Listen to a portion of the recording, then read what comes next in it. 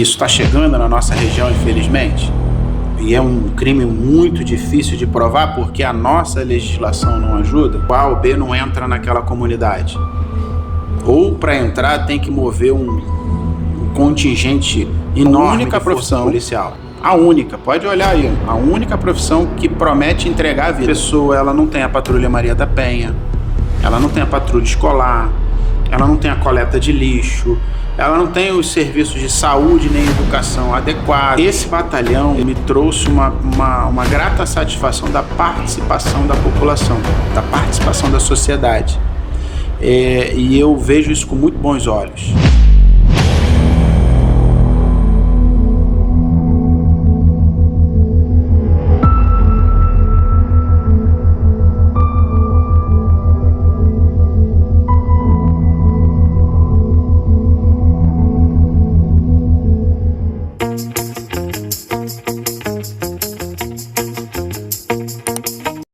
Estamos começando mais um episódio do ID e hoje nós estamos em Volta Redonda, Sim. 28º Batalhão, falando de um tema muito importante.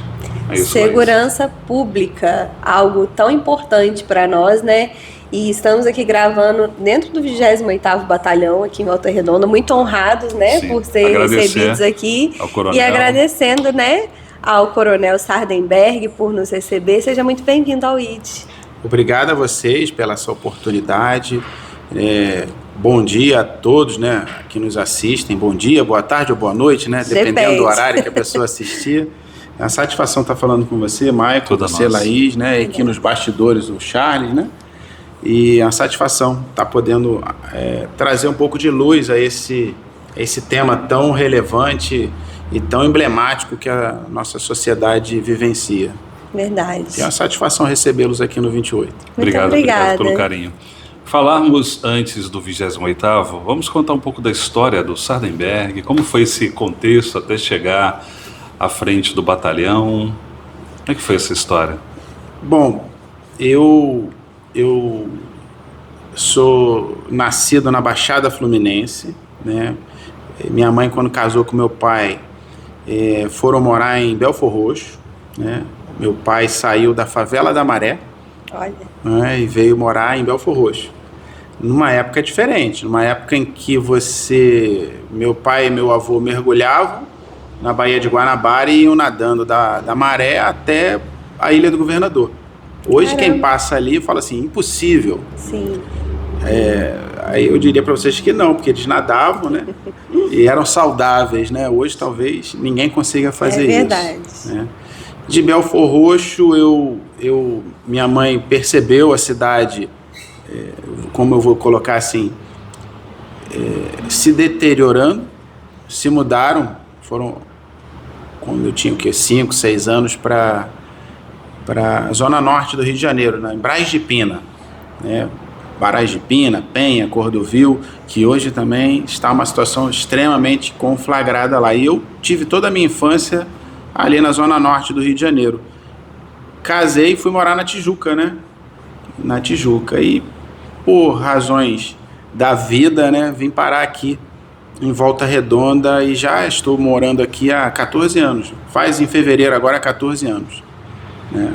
Entrei na Polícia Militar numa situação muito interessante. Eu me formei em técnica e mecânica. Eu era técnico em injeção de bombas químicas. Trabalhava até numa terceirizada da Petrobras. Saí dali para uma outra empresa chamada M. Agostini, que fazia garrafas térmicas, Aladim. Não sei se alguém conhece. Muito conhecida. E aí eu me especializei em bombas plásticas. Entrou o Plano Real em vigor. 93, 94, não é isso? Por aí. 90 e pouco. Aí eu perdi emprego, né? Era muito jovem, perdi o emprego e não arrumava emprego. Ou era muito novo ou era muito capacitado. Porque hoje você tem vários Cefetes, né? Na época só tinha um, no Brasil todo. Então eu era um técnico bem qualificado e, enfim, perdi o emprego. E aí meu pai falou assim, entra para PM, meu filho. Faz concurso público.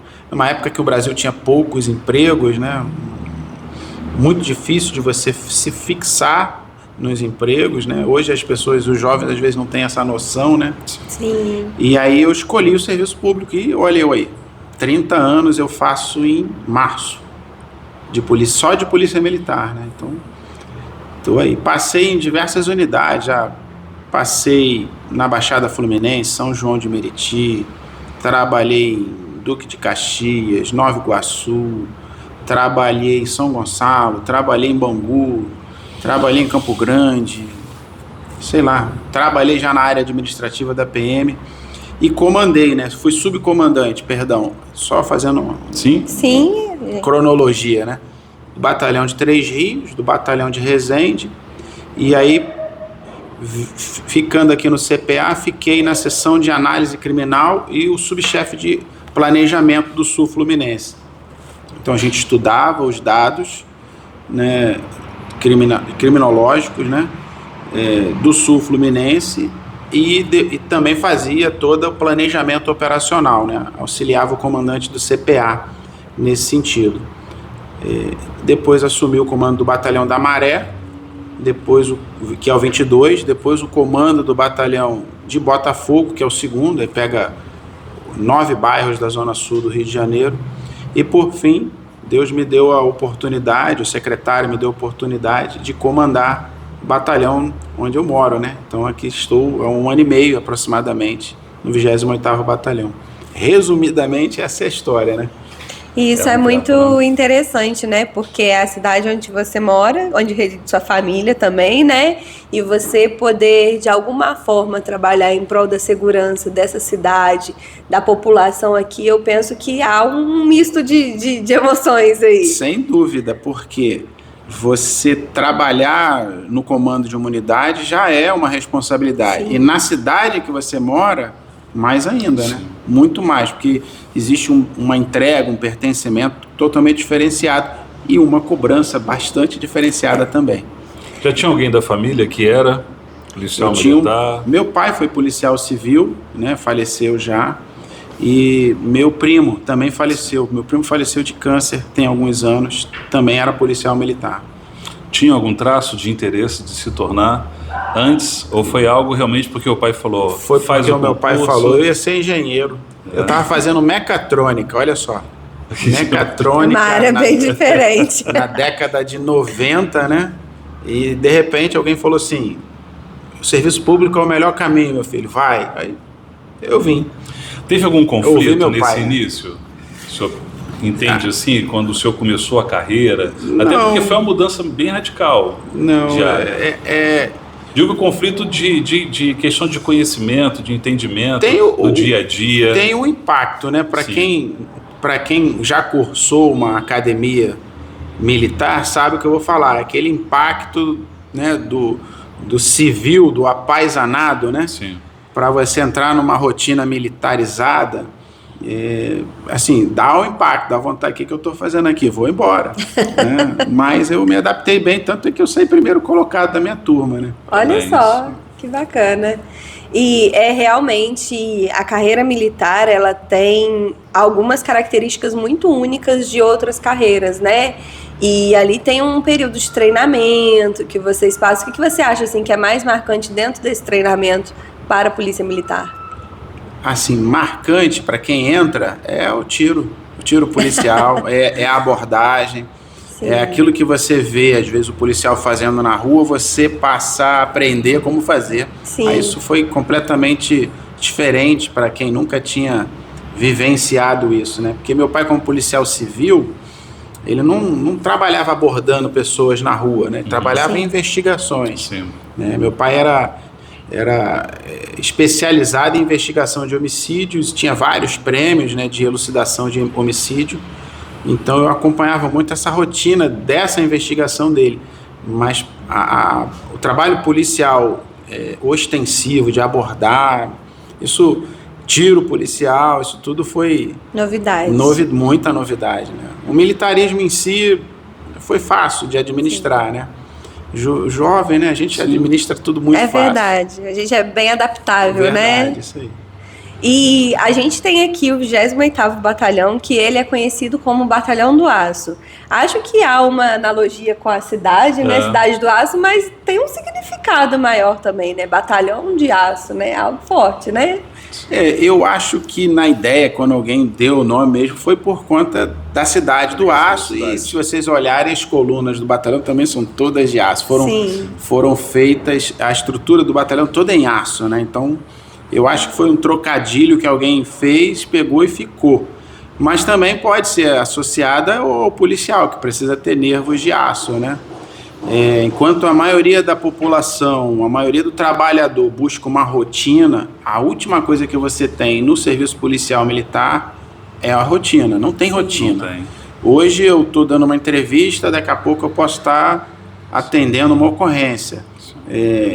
Ela vai de 0 a 100 em segundos. Sim. Então muda, e essa mudança de rotina atrai muita gente, mas também afasta muitos outros. Sim. Como é que trabalha a questão da família com relação a essa rotina? Porque acaba que sente bastante, né? Tem uma mudança radical, né? Tanto de corporação, caso o senhor tenha que ir para algum local que às vezes é um pouco mais distante, como é que trabalha essa parte mais familiar?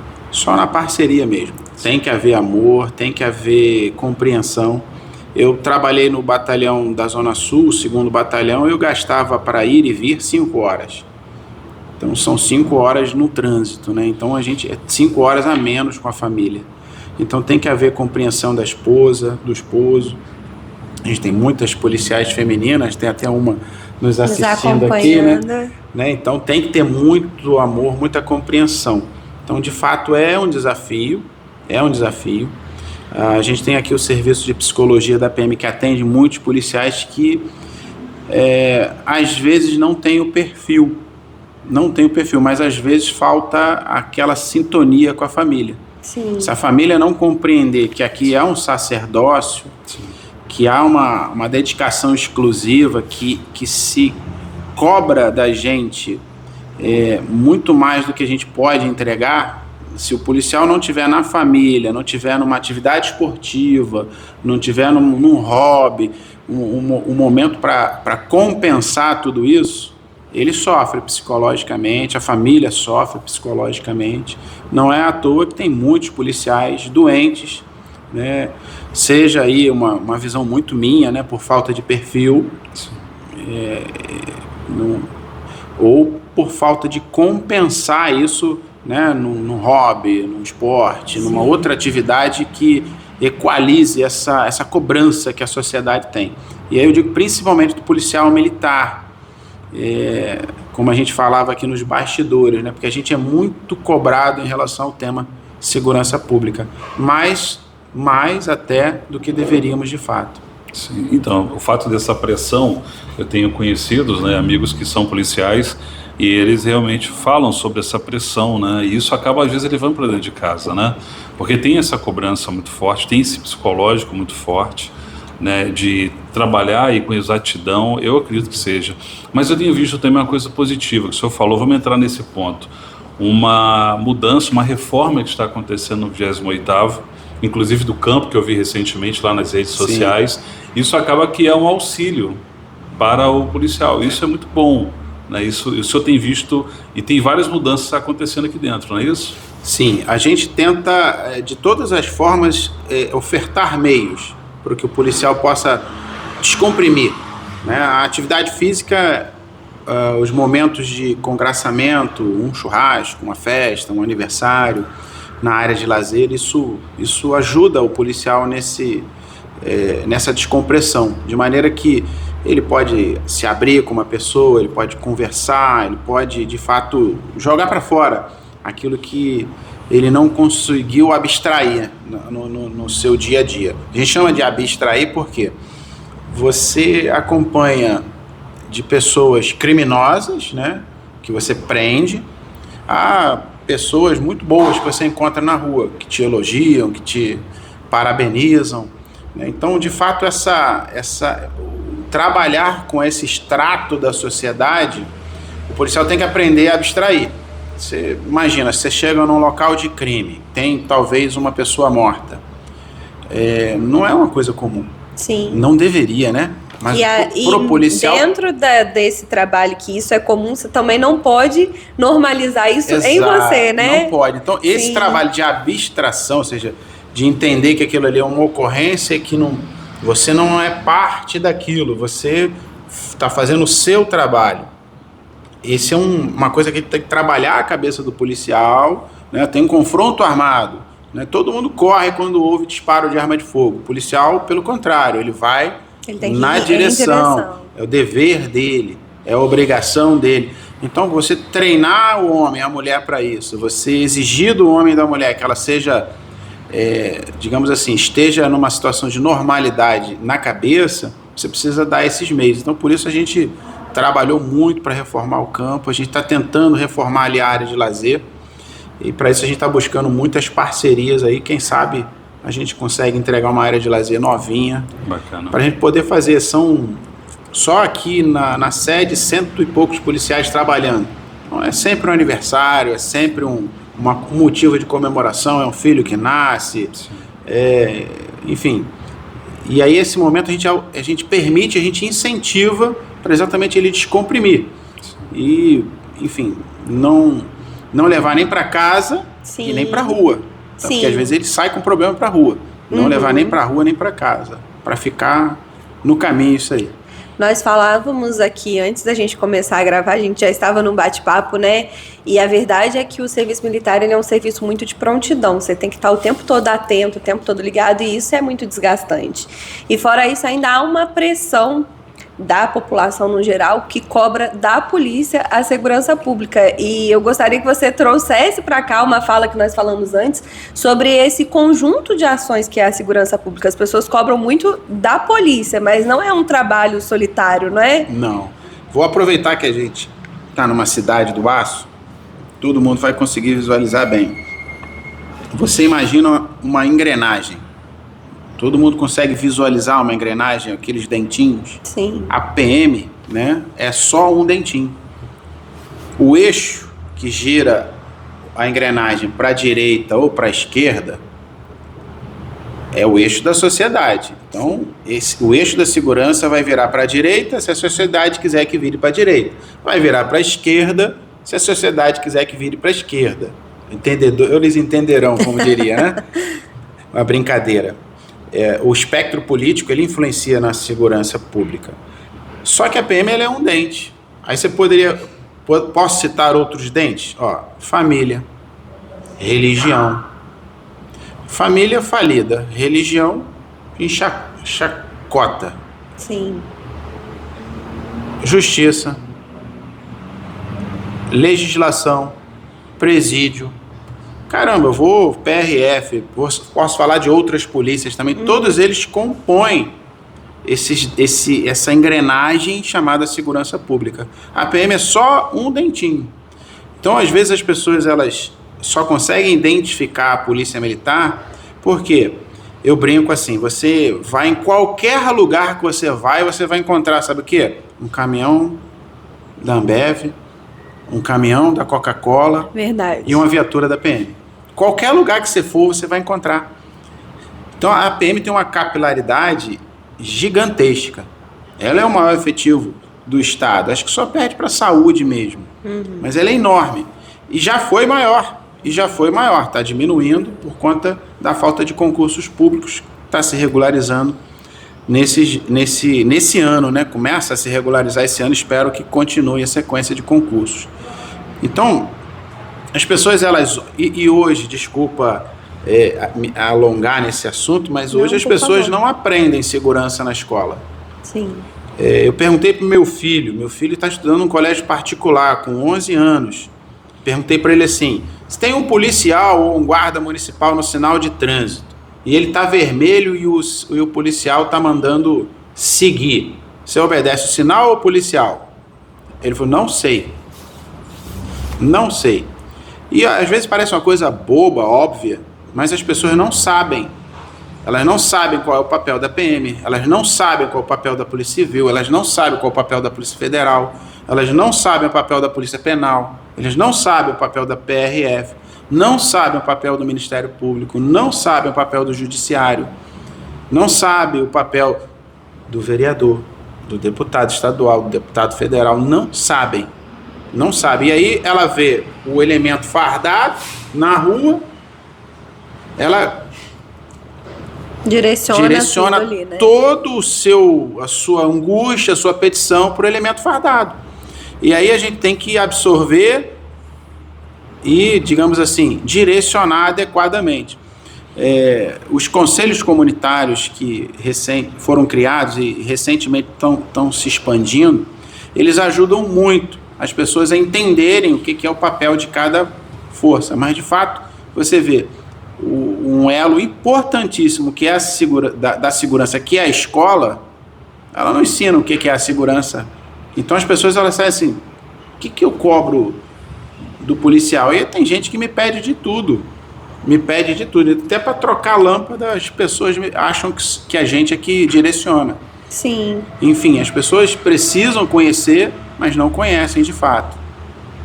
Eu acho assim que a polícia militar, por estar muito presente no dia a dia, na rua, próximo à população, acaba que as pessoas recorrem mais à polícia militar. Eu lembro de ter algumas falas com a minha filha, por exemplo, se algum dia você estiver em algum lugar, tiver com alguma dificuldade, se perder, acontecer alguma coisa, não procura qualquer pessoa, procura um policial. Acho que existe muito essa fala, sim. né? E eu acho que, independente de funções, né, se está dentro da função ou não, a polícia ela é uma força que está ali no dia a dia da população e que está sempre pronta a ajudar. A gente vê inúmeros casos aí na internet, né, a pessoa engasgou, a moça estava dando a luz na rua para levar para o hospital e tudo. Então tem muito essa assessoria no dia a dia da população, e né? É por isso que eu digo assim, que o meu slogan para o 28, vocês podem olhar nas postagens do Instagram, assim, Polícia Militar, a polícia é mais perto de você. Porque, de fato, a gente está muito perto da população. Sim. E cabe a nós, sem sombra de dúvida, direcional. Isso aí você procura a Polícia Civil, isso aí você procura a Guarda Municipal, isso aí, desculpa, mas é a legislação. Sim. Eu não tenho o que fazer. Você quer ver uma coisa que as pessoas se irritam demais com a gente? Som alto. Todo mundo chama a Polícia Militar para som alto. Só que som alto é um problema de legislação. Para a polícia militar, ou até mesmo a polícia civil, poder fazer alguma coisa, você tem que ter o quê? 2 ou 3 pessoas reclamando. Aí você fala, e tem que estar presente no local. Exato, presente no local. Uhum. Mas é o seu vizinho, você denuncia, não quer aparecer. Eu não posso fazer nada. A PM não pode fazer nada. Mas tem que fazer. Também achava que podia fazer, mas não pode, porque a lei diz que perturbação do sossego público são 2 ou mais pessoas. Sim. 2 ou mais. Uma só não é perturbada. Uhum. Uma só, diz o ditado, os incomodados que se mudem. Uma Sim. só. 2, já posso agir, mas elas precisam ir comigo à delegacia. Aí a maioria não quer. A maioria não quer, então o som alto continua. Entendi. Então, aí você fala assim, é um problema de legislação. Sim. Como é que muda? Tem que mudar a legislação.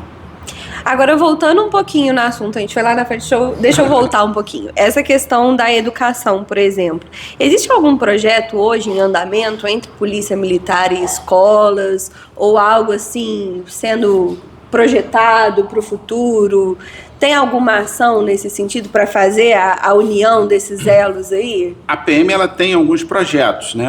A gente tem o ProERD, que trabalha nas escolas. É bem conhecido, né, o ProERD. Para combater e conscientizar que o uso de drogas é ruim, diferentemente do que a gente vê em filmes e novelas, Sim. Né? Ou até mesmo nas redes sociais. O uso de drogas é nocivo à saúde, é nocivo à família, é nocivo à sociedade. A gente tem o Portas Abertas, que a gente recebe várias escolas aqui, né? Então, o batalhão está sempre trazendo uma escola para dentro do batalhão, para a gente explicar a história do batalhão, para a gente explicar a função do policial militar, para a gente explicar um pouquinho de segurança. Então, todo mês vem uma escola aqui. A nossa área de comunicação social é responsável por isso. Então, ela está sempre trazendo isso. E esse é o movimento que a gente faz. A gente vai lá buscar o aluno e traz ele aqui. Ou a gente vai na escola com alguns profissionais para explicar o malefício da droga. Agora, uma grade curricular, por exemplo, não tem, né? Sim. Isso aí seria muito mais da Secretaria de Educação. Sim, mas é muito interessante ter esses projetos, né? Fica aí um espaço aqui aberto também para conscientizar as escolas aí, tragam suas turmas, tragam seus alunos para conhecer esse trabalho tão importante, essa área tão importante da sociedade, né? E que hoje em dia há um movimento aí de desgaste da imagem da polícia. Eu acho que você pode falar com mais propriedade que eu, né? Diante da juventude, diante das pessoas, e a gente de maneira alguma pode permitir que isso aconteça, porque é algo muito importante dentro da sociedade, né? E aí entra o uso das redes sociais, que eu estou vendo que o 28º está usando muito bem. Sim. O senhor gosta mesmo das redes sociais? Eu tenho uma equipe aqui muito boa, né? Uhum. Chefiada aqui pelo subtenente Amâncio, pelo Fernando e pelo Rodrigo. Eles gostam do que fazem, então isso facilita bastante o trabalho, né? Sobre a imagem da polícia, eu sempre brinco, né? A gente não pode avaliar em 100%. Sim. Tem que ser em 50%. Aí você vai, mas por quê? Porque quando a PM chega no local, dificilmente as duas partes ficarão felizes. Uma vai ficar infeliz. É verdade. Então, se você fizer uma pesquisa de 2, um não vai gostar. E, infelizmente, eu brinco com isso porque a pesquisa, ela precisa considerar isso, né? Que você vai ter sempre alguém que ficou insatisfeito com a minha atuação. Sim. Não adianta, eu chego numa festa, se tem reclamação, manda baixar o som, o cara que denunciou vai ficar feliz. Baixou o som, mas quem está não vai ficar feliz. Vai ficar triste, então... Mas tem um percentual que a gente vai entrar no assunto agora que eu achei muito interessante, eu queria trazê-lo porque eu acho ele muito importante, que é falando sobre a operação que aconteceu no Rio de Janeiro recentemente, e é onde 87% da comunidade ela apoiou a operação que aconteceu. Como é que o senhor vê essa parte, essa questão da comunidade ter esse percentual tão alto de apoio?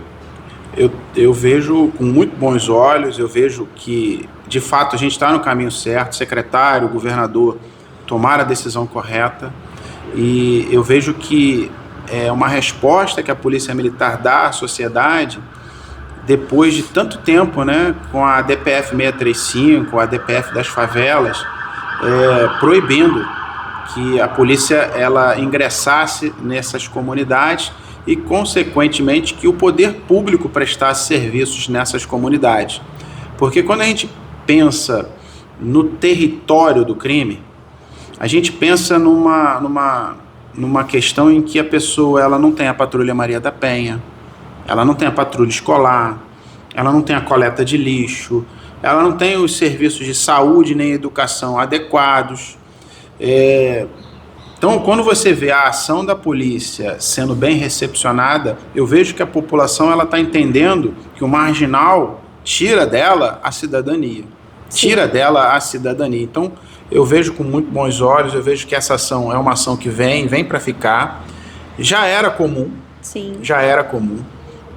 A PM ela sofre, ou melhor, a segurança pública sofre com essa dicotomia esquerda-direita, e que eu conversava aqui nos bastidores com vocês, enquanto não houver um pacto pelo Rio de Janeiro, enquanto não se entender, né, o que é o ideal para a gente atuar na segurança pública, quem sofre é a população, quem sofre é o Rio de Janeiro, quem sofre são os negócios, são os investimentos. Então, esse denominador comum, ele precisa acontecer independentemente do meu espectro político, espectro político. Eu não posso entender segurança pública sob o ponto de vista político, mas hoje o Rio de Janeiro ele vivencia essa questão, e ela precisa, a cidade, o Estado precisa vencer isso, né? E eu acho que a resposta está vindo aí, do povo. Ou seja, o povo está dizendo assim, eu quero isso. Sim. Eu quero isso. E aí a gente tem que, de fato, encontrar esse denominador para socorrer essas pessoas. Quando você olha o território do crime, a gente precisa analisar, assim, se discute muito sobre se o faccionado é ou não é um terrorista, pratica ou não pratica o terror, né? Olha, uma visão muito minha, né? Você, quando pensa no território, você pensa na imposição de vontade. Mas você tem que olhar alguns aspectos. Primeiro, o aspecto político. Não só vai entrar o político que o dominante do território decide. Sim. Então, isso é um atentado à democracia. Verdade. Isso é um atentado à democracia na minha maneira de ver. Como é que o político A ou B não entra naquela comunidade? Ou, para entrar, tem que mover um contingente enorme de força policial. Então, para mim, isso é um atentado à democracia. É um atentado ao Estado de Direito. Segunda coisa, você tem que olhar o lado econômico, porque ele começa a estabelecer quem usa internet, quem usa gás, ou quem vende, melhor dizendo, a internet, o gás, a água que você vai consumir. Então você dá a esse criminoso um poder financeiro surreal. Como se fosse um Estado à parte. Surreal. Então ele é um Estado à parte. Então eu entendo que o terror está nisso, na abolição do Estado de Direito, na abolição da democracia. Não tem democracia ali, não tem justiça ali. Você vê os vídeos de tortura, você vê os vídeos de humilhações que eles fazem aos moradores, você vê as restrições, às vezes até contrárias à própria legislação de trânsito. O motoqueiro tem que andar sem capacete. E aí você vai observando tudo isso, você vê que a população não aguenta mais isso. A população não quer isso, não quer isso. E aí a gente tem uma dessintonia, né? Aquela sintonia fina, né? Você vai sintonizar uma rádio, quando não sintoniza direito, fica aquele chiado. Eu acho que há um chiado entre o legislador e a população. A população, ela anseia uma coisa e esse percentual mostra isso. Que o nosso legislador precisa captar, que o nosso judiciário precisa captar e se adequar. Você vai, quando a gente estuda segurança pública, você vai para países aí muito mais desenvolvidos que o nosso. Mas você vê que tem certos crimes que eles nem permitir recurso permitem. O crime de homicídio, por exemplo, a pessoa vai cumprir 80% da pena para depois poder recorrer. Um crime como roubo à mão armada, a pessoa não recorre, ela fica presa. Ela vai ficar presa. Tem que haver uma consequência para esses crimes capitais. Então, eu vejo que esse percentual, ele traduz exatamente a vontade do povo de que haja uma mudança na legislação, de que haja uma mudança no comportamento da polícia, que haja uma mudança no comportamento do judiciário, porque, de fato, ninguém tolera mais isso, ninguém aguenta mais isso. Sim, é um anseio, né? E estando à frente hoje do 28º, que corresponde a Barra Mansa, Volta Redonda, Pinheiral e Rio Claro. Como que é o senhor nesses momentos, igual foi o período da operação? Há uma preocupação com essa região.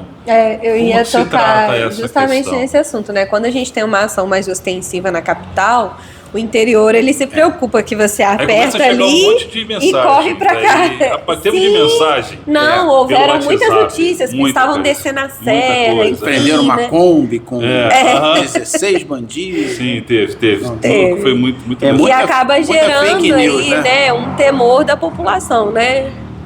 Então, a gente está atento, a gente tem um canal e o serviço de inteligência que trabalha isso, de maneira que a gente tem as comunicações com os nossos colaboradores, a população em geral, e a gente monitora. O crime hoje, ele não é só entre regiões, ele hoje é entre estados. Então a gente monitora tudo isso. O secretário, inclusive, participou de um congresso na França, porque as polícias já estão se unindo a nível mundial, porque o crime já é transnacional. Então você tem essa migração, esse trajeto de marginais? Tem. Isso é real. Mas a gente monitora e a gente prende quando a gente tem informação. Mas a gente está acompanhando. De fato, o muito marginal que era daqui e estava lá, com a operação voltou para cá. Sim. Voltou para cá. Mas a gente prende ele aqui. né? Mas ele vai voltar para lá. Aí quando vier para cá a gente prende de novo, porque aqui eu vou dizer que tem uma diferença essencial. Primeiro, não tem território definido. A gente entra em qualquer lugar. Uma única viatura entra em qualquer lugar. E segundo, graças a Deus a população ainda participa denunciando, a população participa indicando onde esse criminoso está, e a gente consegue chegar até ele. Faz isso de forma anônima, faz isso de forma reservada, usa isso bastante o canal de inteligência, então a gente tem uma taxa de sucesso muito boa. A gente aprendeu aqui 6, por exemplo, do PCC. Prendemos 6 marginais do PCC aqui, que estavam se alinhando aqui a uma facção do TCP para exatamente atacar o Comando Vermelho. Essas facções, elas ficam brigando entre si por causa desses commodities que eu falei com vocês. Vocês têm noção, já fizeram essa conta de quanto que significa o crime? Assim, já fizeram alguma conta? Financeiramente? Movimenta muito dinheiro.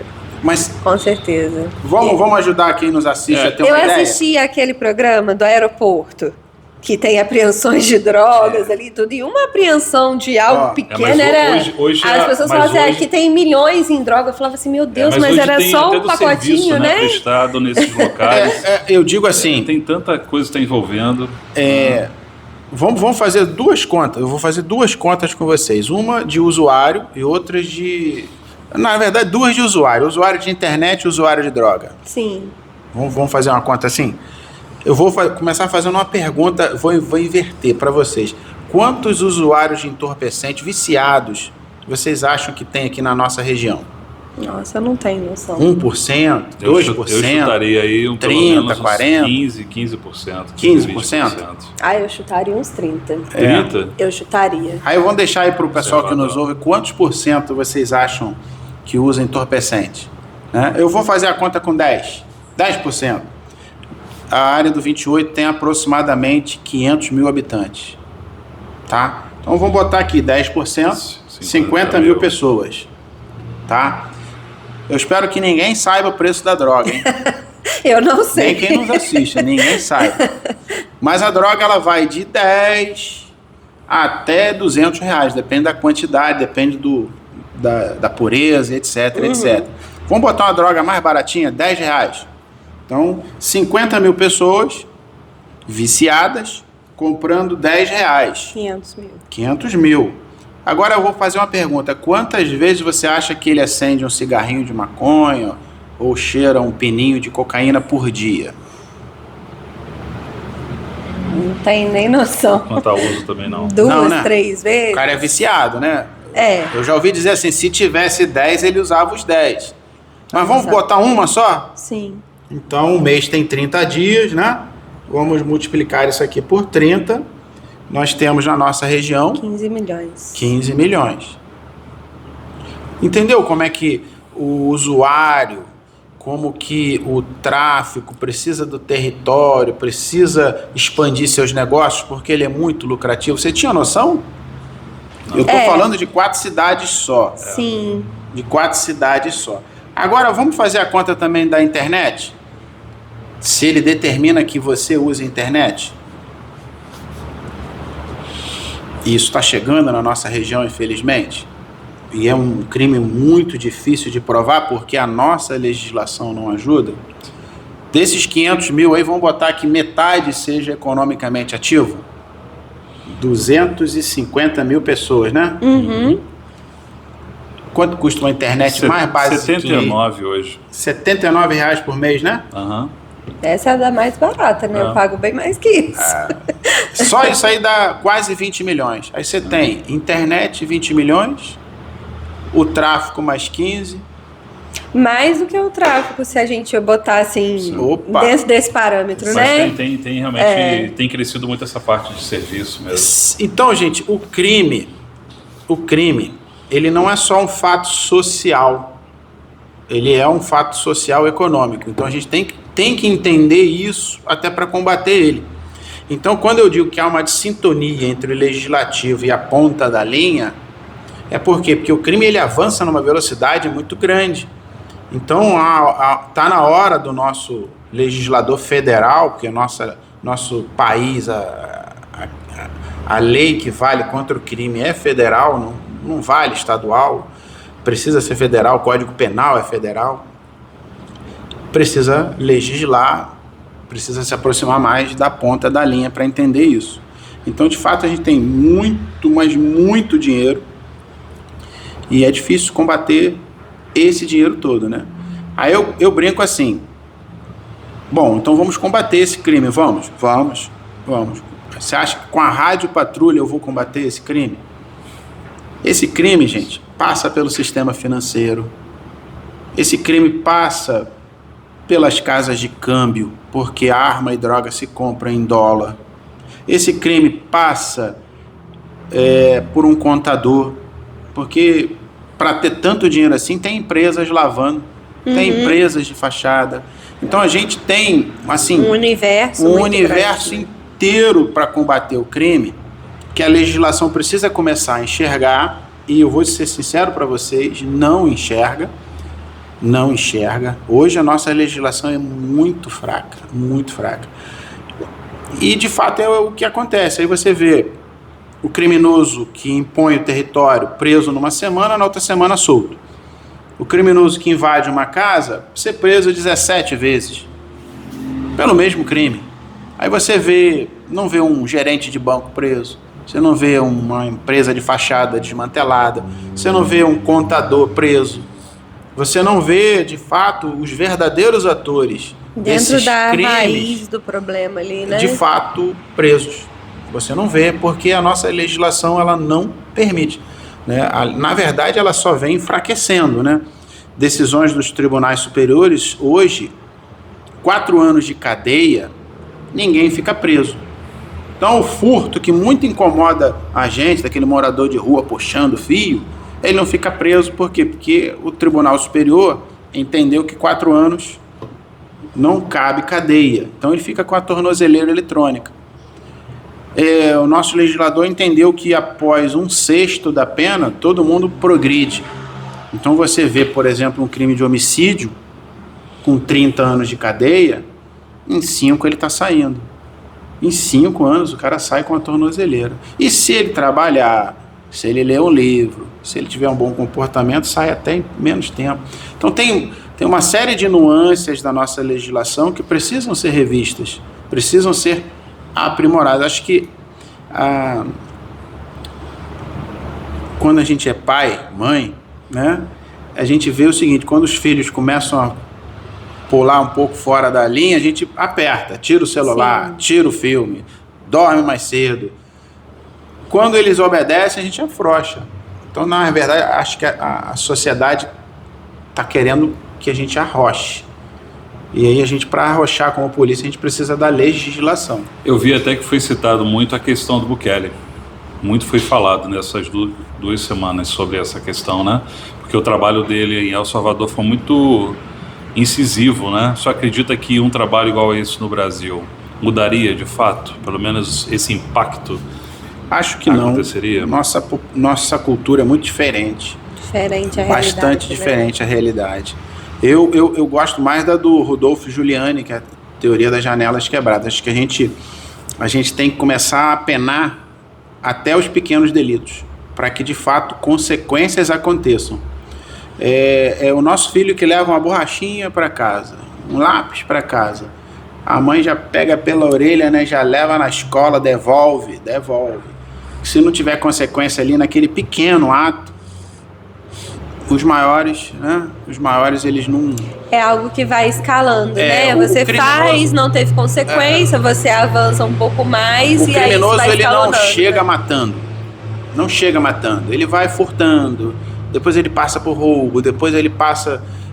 é uma escalada também de desumanização. Ele é uma escalada de desumanização. Então, se ele é travado logo no início, é uma grande chance de salvar essa vida. Uma grande chance. Mas hoje a nossa legislação, ela não apena o pequeno delito. Pelo contrário, ela até estimula, né? Porque não tem consequência. Não tem consequência. Dentro, assim, pergunta como leiga, né, eu confesso que não é uma área que eu tenho um conhecimento da área militar e todas essas partes. Mas, por exemplo, a polícia, ela verifica ali as necessidades de mudança da lei. O que está me atrapalhando a minha atuação que eu precisava que isso fosse modificado. Existe algum diálogo? Não, só através da população mesmo. Existe um diálogo com os legisladores, a gente tem uma assessoria parlamentar que conversa direto com os deputados nesse sentido. Sim. Né? Mas, sem sombra de dúvida, a mudança parte da população. Sim. Da população. É a população que tem que sentir, né, e tem que escolher o representante político dela que se enquadre naquilo que ela deseja, naquilo que ela anseia. Porque, de fato, o nosso legislador, ele precisa do voto. Então, ele vai responder aquele que dá voto a ele. Aquilo que dá voto a ele, aquilo que garante a reeleição dele. Então, infelizmente, a gente tem a comunicação com o parlamentar, mas ele tem a sua base.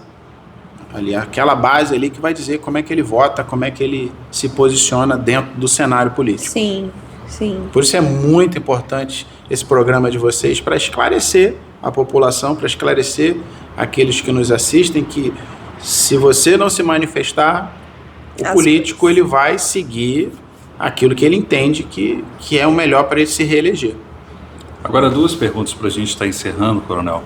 O que o senhor diria para aquele jovem que deseja ser um policial militar? Qual conselho o senhor daria para esse jovem?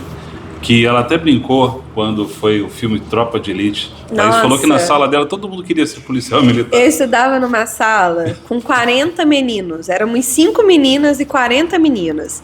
E quando teve Tropa de Elite, gente, era uma febre. Todos eles falavam frases do Coronel Nascimento. Era algo assim muito...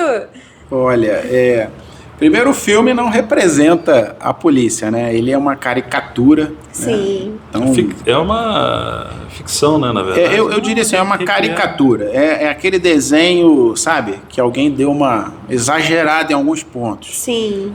Traduz um pouco da realidade, sim, mas é caricaturado. Né? Eu diria para o jovem que estude. Estude, porque hoje o concurso está muito, muito disputado. É uma profissão que outrora remunerava muito mal, mas hoje remunera muito bem. É um bom salário, tem boas condições de trabalho, mas se analise. Se analise. Por que eu digo de se analisar? Você tem que ver se você tem o perfil. Né? Qual é o perfil do policial militar? É aquele que quer a coisa em ordem. É aquele que quer a coisa direita, é aquele que não quer bagunça. Eu, quando entrei na polícia, muitos dos meus instrutores falavam: você vai ter muitos amigos que você vai deixar para trás. E é de fato. Você vai deixar para trás, às vezes, o bairro em que você mora. Vai deixar para trás o bairro, vai deixar para trás as lembranças. Por quê? Porque não coaduna. É água e óleo em alguns momentos. Não mistura de jeito nenhum. Então, tem que fazer essa análise e entender se você tem esse perfil, se você tem essa determinação, porque não dá para misturar. Todo mundo que entra achando que dá para misturar, se machuca. Se machuca no sentido de perder o emprego, se machuca no sentido de ficar preso, se machuca no sentido de cabeça, não fica legal da cabeça. Né? Não tem jeito, você vai encontrar ocorrências que vão te levar ao extremo do seu psicológico. Vai ter que ter muita calma, vai ter que ter muita abstração para não se envolver. Imagina uma ocorrência que envolve crianças.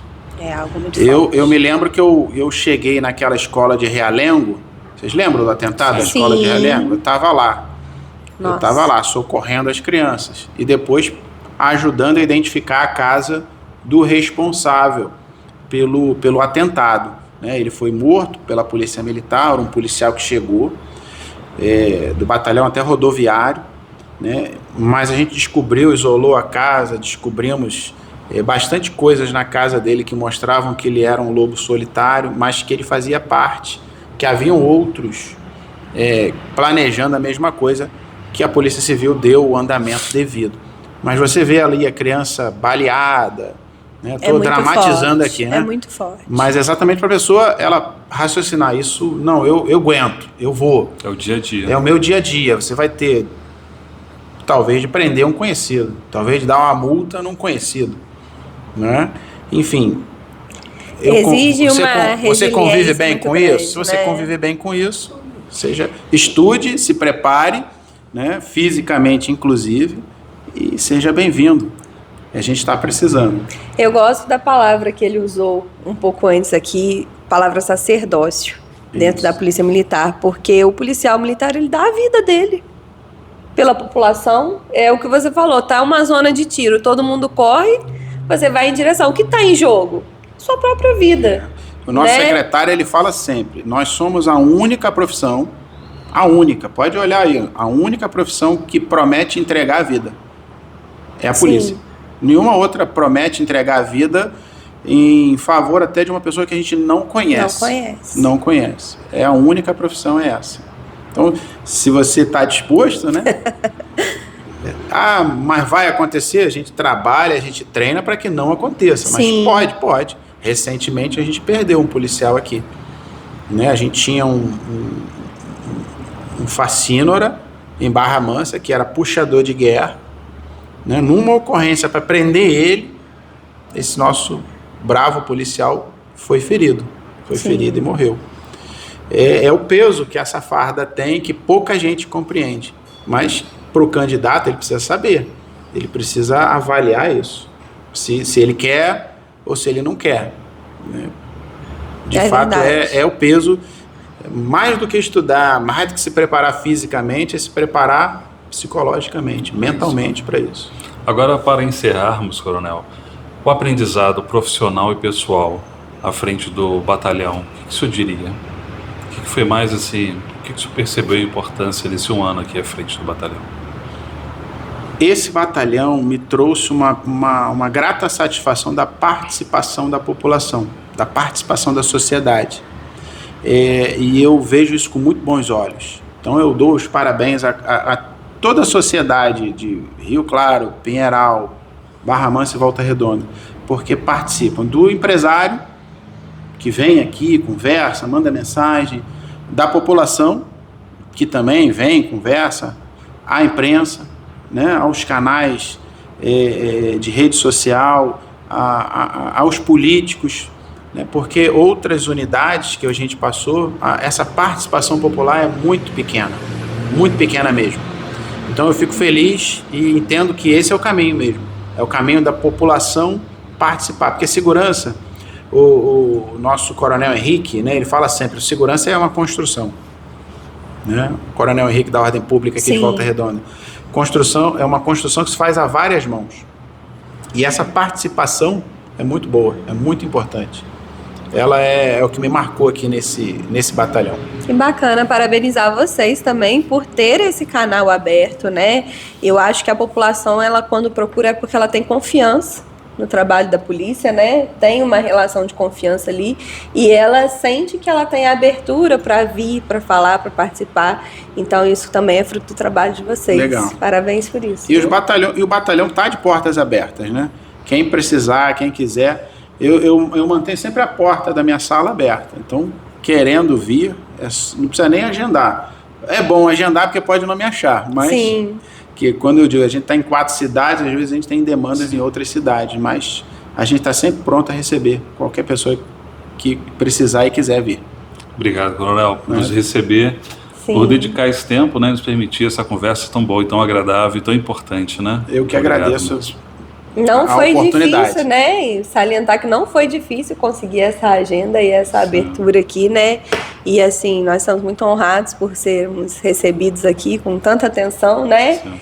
E muito obrigado por dividir conosco aí uma visão que, como eu disse, né, a população às vezes ela não tem muito essa visão do policial, da área militar, é algo que não é comum na escola, como você disse, na nossa formação.